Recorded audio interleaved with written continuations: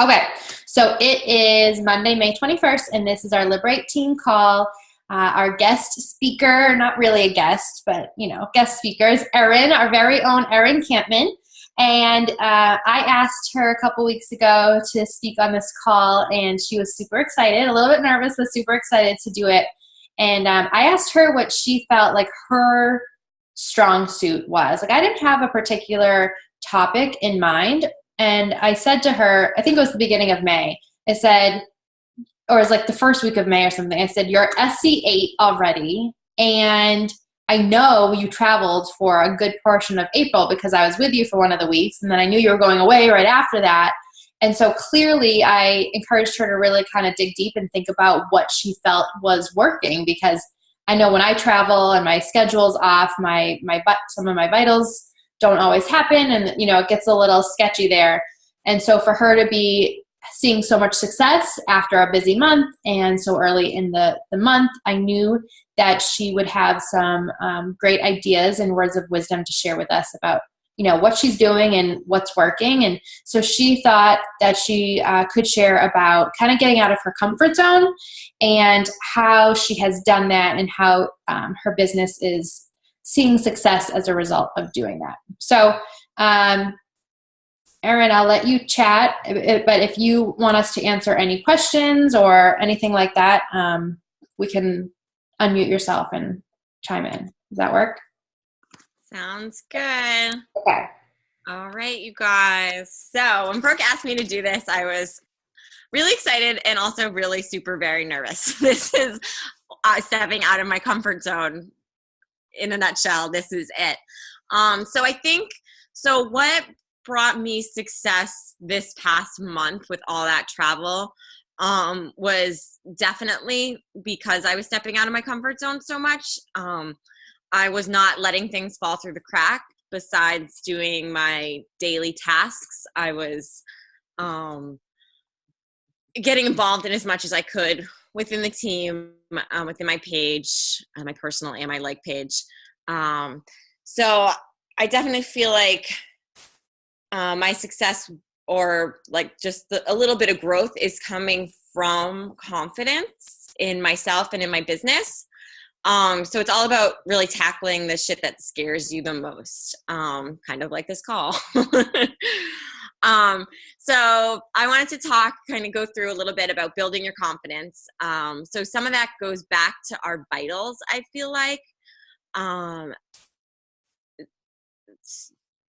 So having confidence in the Beachbody business is super important, and coming with that is just being a product of the product. We say it all the time. It's one of the vitals, but it's absolutely true. Like Brooke had just said, she's had this kind of revamp of her business because she has this, great product to be mindset, and she's fallen in love with it, and she's sharing it like crazy.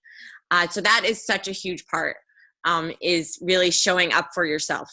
And we've heard it a million times before, and you're going to hear it a million times again.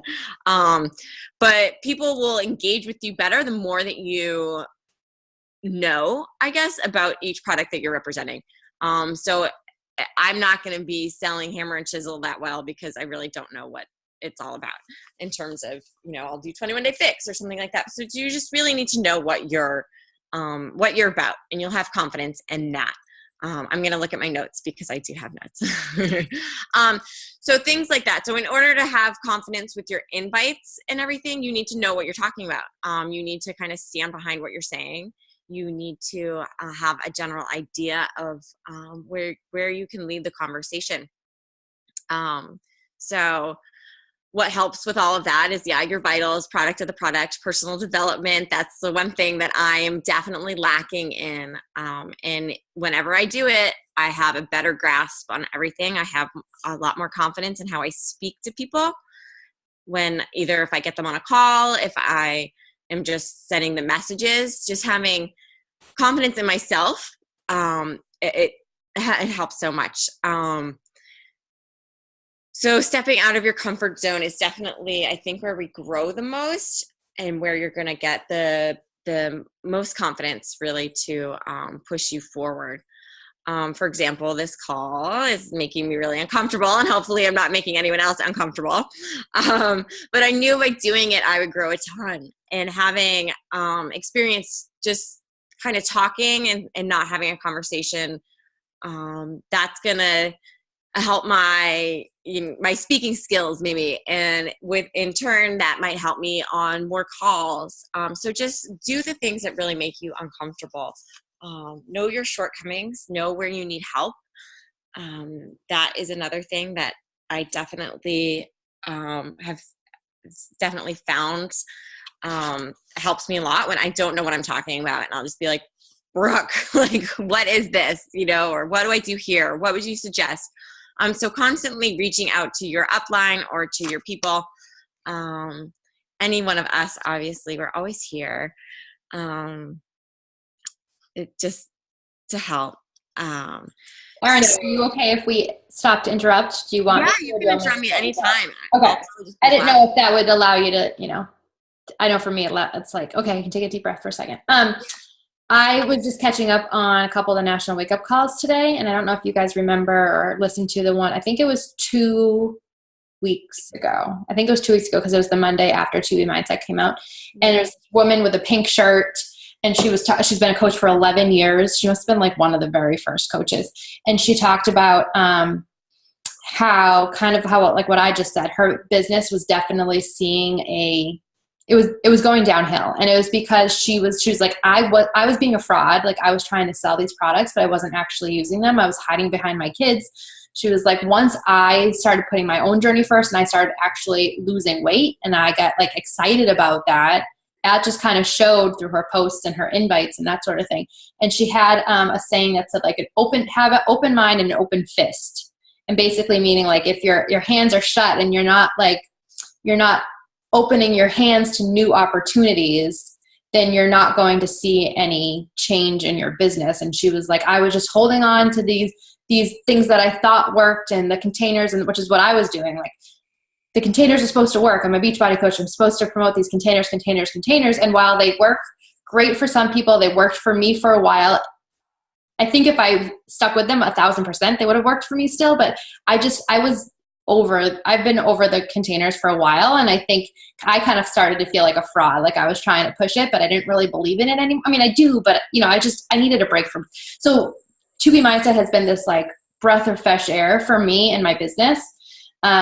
And so I kind of just wanted to mention, if you haven't listened to that National Wake Up Call, definitely listen to it. I think it was from like May 7th or something.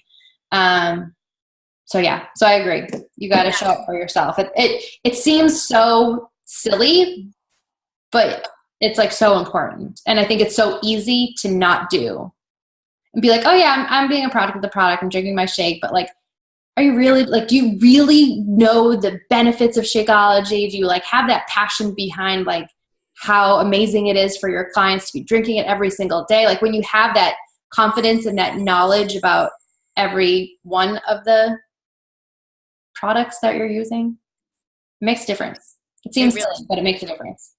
Yeah, it really does. I felt like I was the same way with the containers. I would not use them, and then I would expect other people to use them, and I wouldn't understand why they weren't having success. So it was kind of like, I gotta, put my money where my mouth is and actually do what I'm asking my clients to do, which is really, really important. So I want you guys to all think about kind of what makes you the most uncomfortable in this business. Like what's your biggest hurdle? Is it invites? Is it live speaking? Is it posting? So really think about what makes you the most uncomfortable. So write that down and tackle it tomorrow. That's going to be my goal. For me, this phone call is one of them, but also my posts. Like, I feel like my posts aren't perfect. I don't always put everything in there that I need to. I start to feel a little uncomfortable sometimes. So for me, some things that I like to do is to is to ask myself some questions when I'm starting to have that self-doubt creep in, like kind of like the don't be a bitch hit send or 5, 4, 3, 2, 1 or eat that frog, any of that stuff. So these are some of the questions that I like to ask myself. So if I have someone on my chicken shit list that I'm scared to invite, so how does sending this invite really affect me? How does it affect them? Is it going to? No, probably not. Does what this person think of me really matter? So a lot of the times we get so caught up in what we think other people are thinking. And that's really our problem. If they don't want anything to do with our product or our brand, they're just gonna to let it go. If they're curious, they're gonna interact with you. And if they're jerks, then they're just jerks in general. So that's the thing. It's like you're gonna come across people that are gonna be a little bit negative and they're gonna put you in a sour mood. And it's gonna happen every once in a while. And you just have to remember that it has nothing to do with you. So that's why I always like to ask myself some of those questions. And like kind of what's the worst that'll happen if they say no? Nothing. You move on. You go on to the next person. So those questions keep me going. So some things when I'm like nervous about a post, I think about like, okay, am I proud of what I do? Yeah, I'm so proud of being a part of this team, of being part of Beachbody. I think we're completely changing lives. So I ask myself that question. Am I proud of this? Do I want other people to feel this way? And, isn't it possible if they don't like it, they can just scroll past, right? So whenever I get nervous about putting up any post, if it's a before and after, if it's something personal, I pause and then I think like, who is this really affecting? Like, it's going to affect the people that I'm talking to, and it's going to affect them in a great way. And then they're going to be more on board. So for like different conversations, if it's like someone on my list that I'm like, oh, I don't ever want to invite them, like they scare me or something, I ask, I'm like, okay, can I slow this conversation down? If I don't feel like I have the answers, can I slow this conversation down and can I get the answer somewhere? And yes, you can. You can always say, you don't need to have the answer right then at that very second. You can always slow down and find your answers. There's so many resources available to us. We're all here to help. Well, that's one of my favorite things is seeing all the conversations kind of go back and forth when people need help answering a question.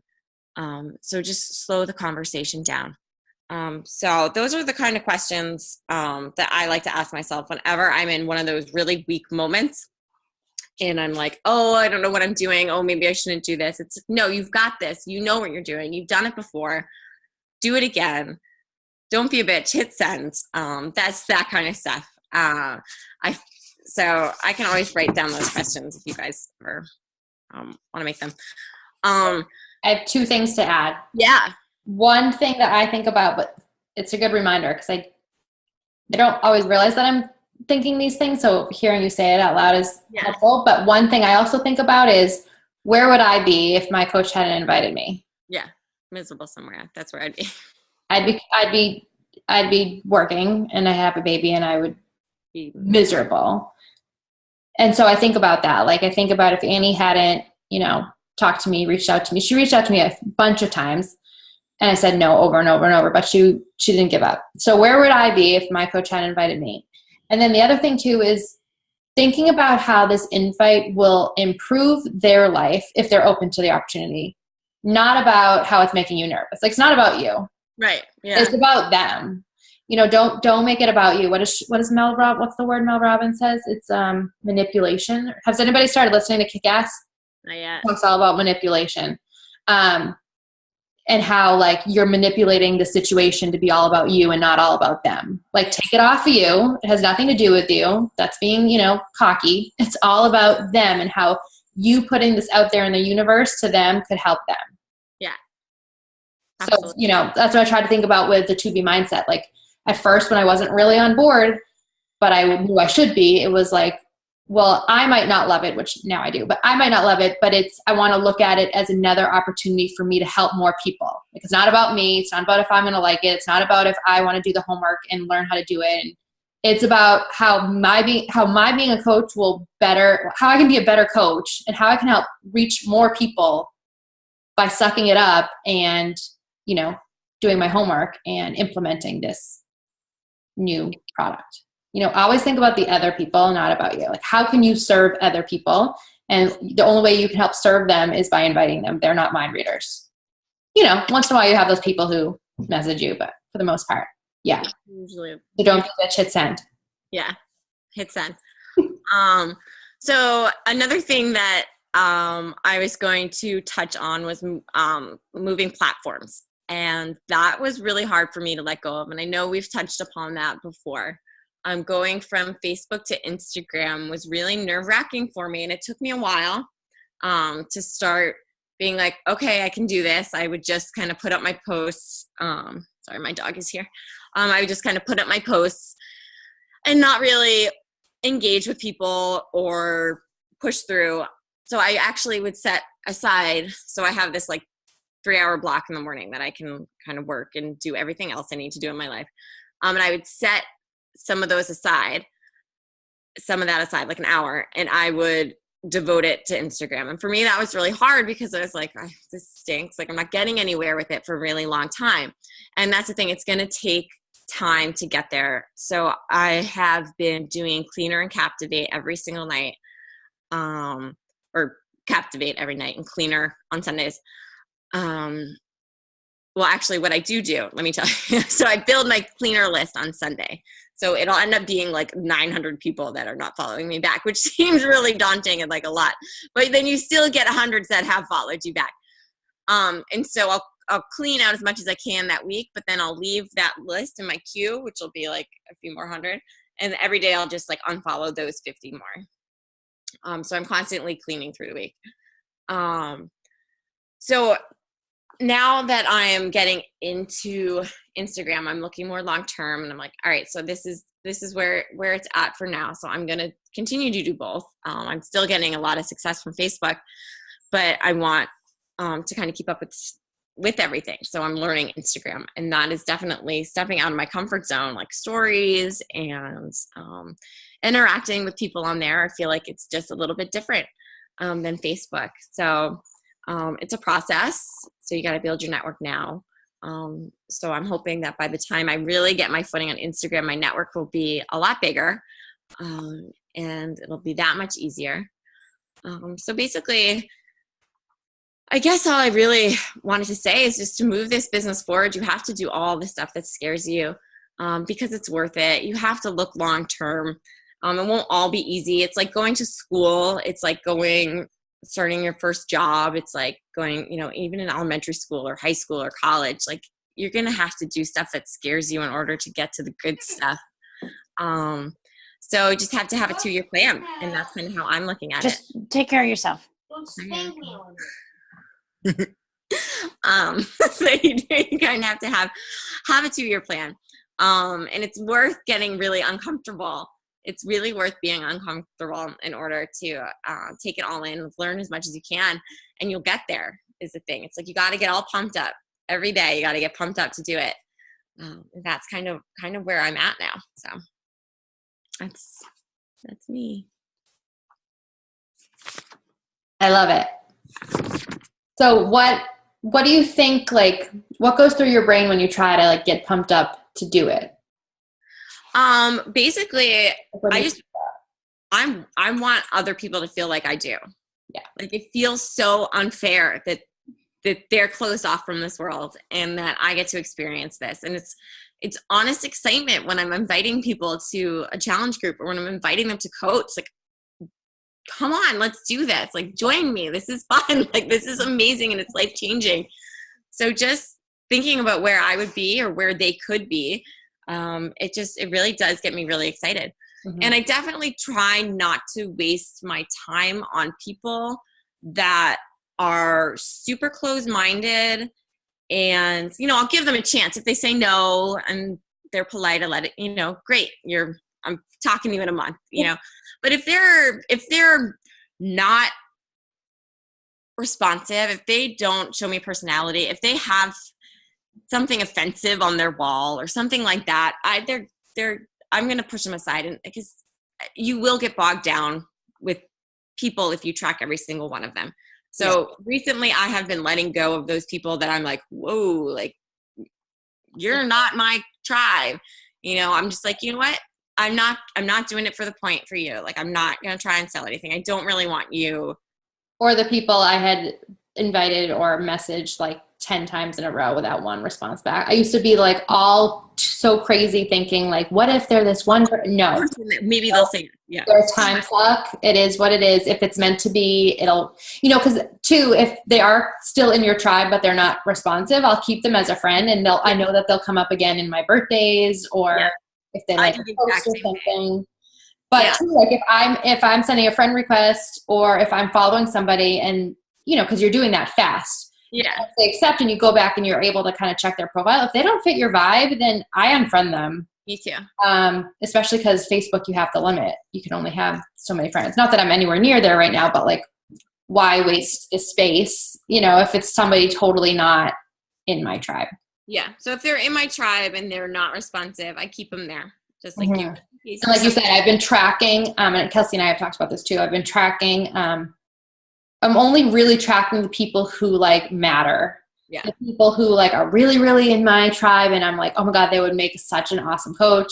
People who are really responsive, but they can't afford it right now. Like people who are worth it. Otherwise, I was getting really bogged down with the tracking, and it was kind of driving me insane. The other thing I've come to realize is that I'm just not one of those people who's going to invite 60 people a day like Kate and Ashley do. I was like, it's one of those things like, don't just do something because other people are doing it. That's what I told you guys about PD. Do what works, like figure out what works for you and run with it. So I still want to, 10x my invites, but because I was trying to track all that, and it was too much. But way too much for me. Yeah, that's what I found with tracking people who weren't responding or people who were not in my tribe, was that I was spending time looking them up on Facebook again, getting to their profile, finding something to talk about, and just like, why am I wasting my time with this? So it's definitely, you want to spend as much time as you can doing. That way your pool of people is smaller, but it's quality over quantity. Yeah. That's what I've been doing. Yeah. Cool. I love it. Yeah. Joe, what do you say? You want to unmute yourself? I could do that too. Where are you looking? I have a question. I have the most random question. You're looking like over and up. Are you looking like at your screen? Oh, sorry. Hold on. No, don't be sorry. I'm just curious. Better? No, I got a second monitor. And I put you guys on the big screen. Oh, okay. I was just curious. I was like, where is he looking? Oh, okay. I don't care. I just well, the second monitor, having you guys over there allows me to work. And gotcha. So you're multitasking. So sending invites here and watching there. Okay. And now you guys are here. So I've been stopping the tracking thing too, because like I totally agree. It's just a pain in the ass. Although this certain parts having it all tracked is cool. Doing the tracking sucks and takes so much time. So right now my Teamsy is an absolute mess, and I'm still paying for it. But I'm not really using it. But I'm finding that it's hard to figure out, to stay on a consistent schedule of following up with people. I'm still doing Asana. I went back to Asana. Oh, so you're actually doing Asana now? Okay. I went back to it, but with the mentality of what I just said, like not tracking everybody. Also, I'm following, I think it was in the Dash to Diamond group, I'm following like I think I've told you guys a little bit, like the marketing plan of like having my invites match up with my calendar. So like if it's a challenge group, so basically I'm inviting heavy like the first 2 weeks, because usually my challenge group starts like the second Monday, and then like the last 5 days of the month to get ready for the next group. So I'm not really inviting a lot. That's why this week I schedule all my calls this week, because I'm not really inviting this week, because this is kind of like my off week. But to offset that, I invite a lot the first in the beginning and the end. If that makes sense. So I kind of just have a system in my Asana for that too. That makes sense. Yeah, my Asana is definitely, it used to be like I would be scrolling for, all the people I had to do today. I would be scrolling and scrolling and scrolling. And so finally as I went through each day, I just moved people kind of out of it and got rid of them. Yeah.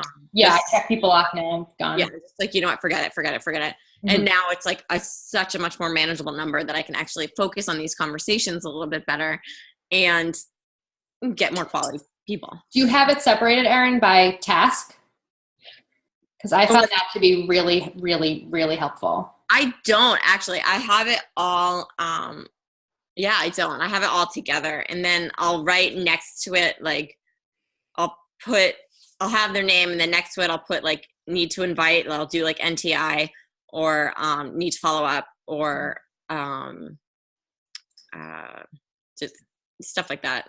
Just an idea. So I have every task. So like when I open, so I copy my invite and I can go to those people and I can go like bam, bam, bam, bam, bam. Because it's all really like the same thing. Because I was doing exactly what you were doing too, kind of like scrolling through, where's my next invite? Where's my next invite? Yeah. So it's like I can do invite, send, then copy my follow-up, which, you know, sometimes it varies a little bit. But for the most part, it's like you're going through each list with each tab. It's helpful for me. Yeah. Words for food for thought. Yeah, that would actually really work.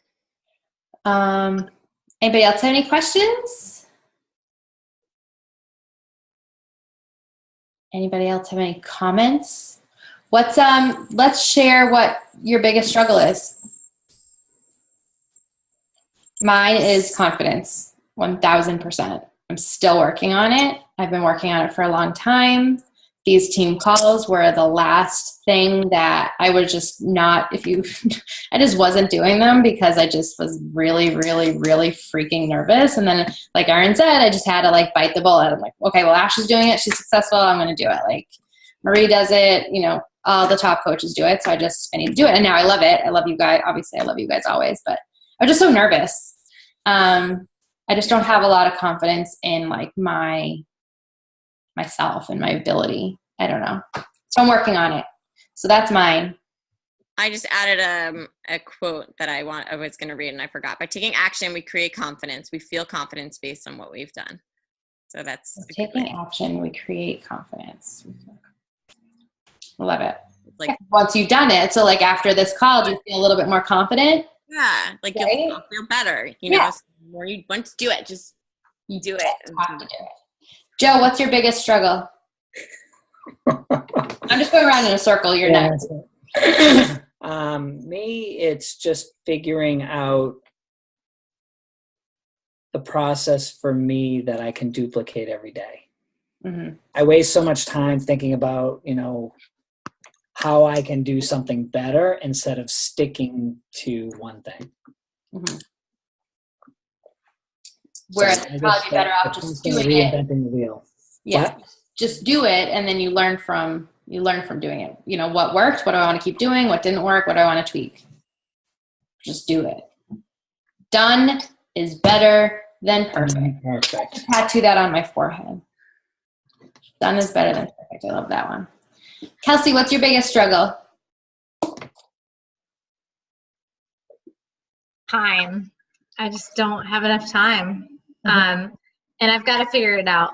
But I think it's just like I'm in a busy season, and my kids aren't sleeping through the night right now, but I know they will soon. So I think like once I can just get more time somehow, but I know it's going to have to come down to getting up earlier, which I just can't do it right now because I've just been so tired. But I know what the solution is. I'm just not doing it. So. Well, I appreciate your honesty. You'll get through it. I like your thinking about it. It's this, what they say, this too shall pass. Yeah, definitely. And I think like I find good pockets of time, but I think Erin mentioned it too. Like I don't spend some time, like I waste time on things that don't move my business forward, when the reality is I should just be inviting, and finding hacks or, you know, doing other things for things that don't matter. But that's just like a mindset shift I need to make. Mm-hmm. Yeah. That's a good thing to recognize though, because then you can work on it. Yeah. Nice water bottle. Okay. Allison, what's your biggest struggle? Can you unmute yourself? Okay, there you go. Being consistent with time. It's kind of the same thing as what Kelsey said. Mm-hmm. Have you found something that semi works for you, like some sort of business hours? Most of the time at night, but lately I've been having more meetings after work, so mm-hmm. getting home not having as much time. So hopefully in the next couple of weeks that'll slow down. Good. Cool. Awesome. Robin, what's your biggest struggle? Let me unmute you. Probably confidence and inviting, and being able to say no and mean it to my family because I'm around now. I'm not in school teaching. And it's like, well, you're home. Can't you do this with me? Can't you do this for me? And can I have you pick this up for me or help me with this? And it's like, you don't understand. Like, just because I'm not in school doesn't mean I'm not working. I am working. Right. But they don't see it as working. So that needs some work there. Just continue to show them. Yeah, I mean, like, they see I'm serious. I do this like every day. I'm working out, posting the whole thing. And they're like, oh, it's just your little thing to keep you busy. Like, no, it's really not a little thing. It's a big thing, and I'm going to make it work. Do they know you're going to Indianapolis? Oh, yes. Yeah. Yes. I'm very aware of it. I'm super psyched for that. Yay. It's going to be so fun. It is. Awesome. All right. So it's good to know and work on it. You're inviting your confidence. Cool. And Sam, I don't know if she can hear us. Well, I know she can hear us, but I don't know if she can talk. Sam, can you speak? I'm going to take that as a no. Oh, nope. Okay. We'll ask her after. Okay. Any other questions, comments, concerns?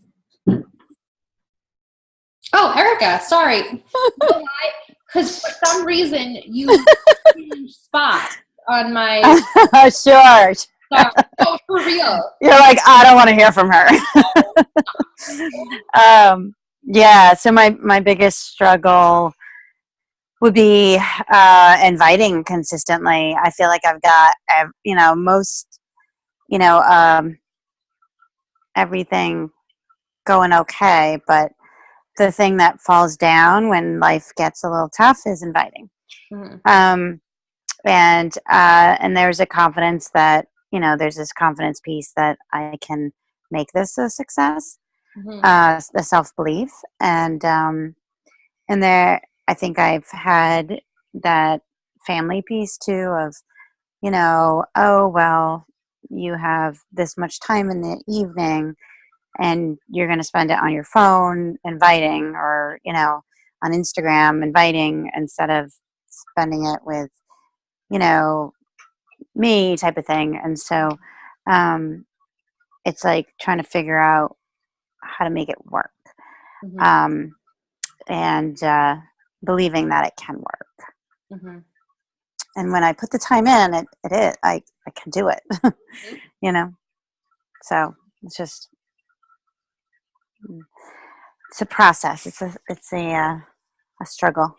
Yeah. But I am confident, and I'm confident that I will work through these issues of confidence. Good. We can keep talking about it too. Yeah. Cool. Well, thanks for sharing, guys, and thank you, Erin.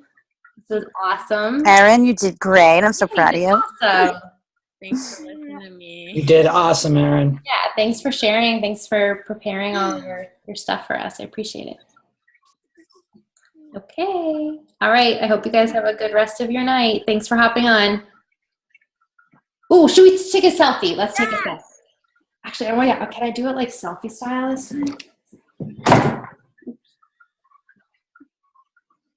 Oh yeah, this is fun. Okay. Ready? 1, 2, 3. I can see myself taking a selfie. That's funny. Okay. I'll send it. I'll put it in the chat. All right. Bye, guys. Thank you.